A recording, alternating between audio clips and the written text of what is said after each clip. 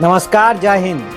आज हम ऐसे ऐतिहासिक क्षण की चर्चा कर रहे हैं जिसने सिर्फ पाकिस्तान के आतंकी ढांचे को ही नहीं बल्कि पूरी दुनिया को भारत की ताकत, उसकी नीति और उसकी संवेदनशीलता का परिचय दिया है।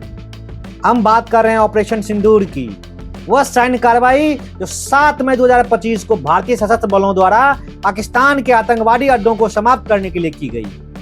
दोस्तों, यह कोई साधारण सैन्य कार्रवाई नहीं था।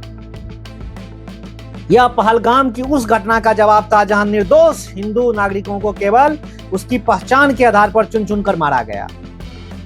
यह जवाब था उन विधवाओं की पीड़ा का जिनके माथे से सिंदूर जबरन मिटाया गया। इसीलिए इस कार्रवाई का नाम रखा गया ऑपरेशन सिंदूर। सिंदूर भारतीय संस्कृति में एक स्त्री के सम्मान, उसके सुहाग और उसकी आस्था का प्रतीक है। जब आतंकियों ने उसे मिटाने की कोशिश की तब भारत ने जवाब दिया, गर्जना के साथ, गरिमा के साथ और संतुलित पराक्रम के साथ। इस अभियान में भारत ने पाकिस्तान के 9 प्रमुख आतंकी ठिकानों को निशाना बनाया। यह ठिकाने रावलपिंडी, बहावलपुर, मीरपुर, मुजफ्फराबाद, कराची और पियाको के अन्य क्षेत्रों में स्थित। यहाँ से भारत में हमलों की साजिशें रची जाती थी, आतंकियों को ट्रेनिंग दी जाती थी और ड्रोन हमलों की योजनाएं बनाई जाती थी। इस ऑपरेशन में भारतीय वायुसेना के मिराज 2000, सुखोई 30, स्वदेशी Tejas fighter jet, BrahMos cruise मिसाइलें, Pinaka multi barrel rocket launcher और स्वदेशी ड्रोन शामिल थे।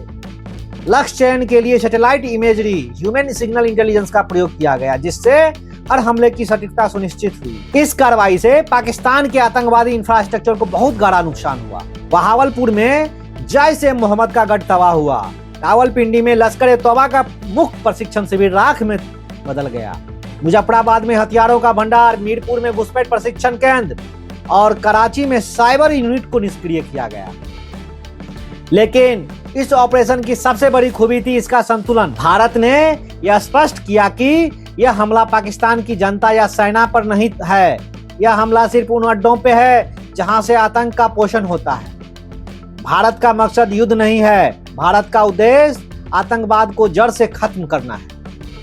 पाकिस्तान अब दुनिया के सामने विक्टिम बनने की कोशिश कर रहा है, झूठे दावे कर रहा है कि भारत ने नागरिकों को निशाना बनाया। लेकिन सच्चाई यह है कि भारत के पास हर टारगेट के आतंकवादी अड्डा होने के पुख्ता सबूत हैं और पूरी दुनिया जानती है कि पाकिस्तान आतंकवादियों के शरण स्थली रहा है।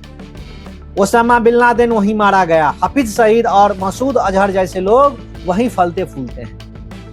ऑपरेशन सिंदूर भारत की रणनीतिक परिपक्वता और उसकी सांस्कृतिक चेतना का प्रतीक है। यह उस बदले की कहानी है जो सिर्फ मिसाइलों से नहीं बल्कि उस सदियों पुरानी संस्कृति से जुड़ा है जो धैर्य को भी जानती है और प्रलय को भी। हम सबने महसूस किया था कि भारत देर क्यों कर रहा है, लेकिन आज स्पष्ट है कि भारत ने सोच समझकर रणनीतिक चतुराई से हमला किया। 6 मई को घोषित मॉक ड्रिल असल में पाकिस्तान को भ्रमित करने का एक master stroke. Pakistan mock drill में उलझा रहा और भारत ने सटीकता से हमला किया। इस ऑपरेशन के जरिए भारत ने संदेश दिया है कि हम पहले हमला नहीं करते, लेकिन अगर हमारे लोगों के खून की एक बूंद भी बहाई गई तो हम तुम्हें इतिहास की किताब में दफना देंगे। आज अमेरिका से लेकर इजराइल तक भारत के साथ खड़ा है। दुनिया समझ चुकी है कि भारत आतंकवाद को लेकर जीरो टॉलरेंस की नीति पर काम कर रहा है। भाइयों और बहनों, ऑपरेशन सिंदूर सिर्फ एक सैन्य कार्रवाई नहीं बल्कि यह उन आंसुओं की तपिश है जो विधवाओं की आंखों से बहे हैं। यह उन बच्चों के दर्द की प्रतिध्वनि है जिन्होंने अपने पिता खोए। यह उन माताओं के क्रोध की लपट है जिन्होंने अपने बेटे खोए। यह भारत के धैर्य की सीमा और क्रोध की परिभाषा है। अगर पाकिस्तान अब भी नहीं सुधरा तो उसे यह समझा लेना चाहिए कि ऑपरेशन सिंदूर केवल ट्रेलर था। अगली बार भारत इतिहास रचेगा, भूगोल बदलेगा। आइए हम सब मिलकर इस वीरता को, इस शौर्य गाथा को नमन करें, उन जवानों को सलाम करें जिन्होंने हमारे सम्मान की रक्षा के लिए आसमान से आग बरसाए। जय जवान, जय किसान, जय भारत, वंदे मातरम।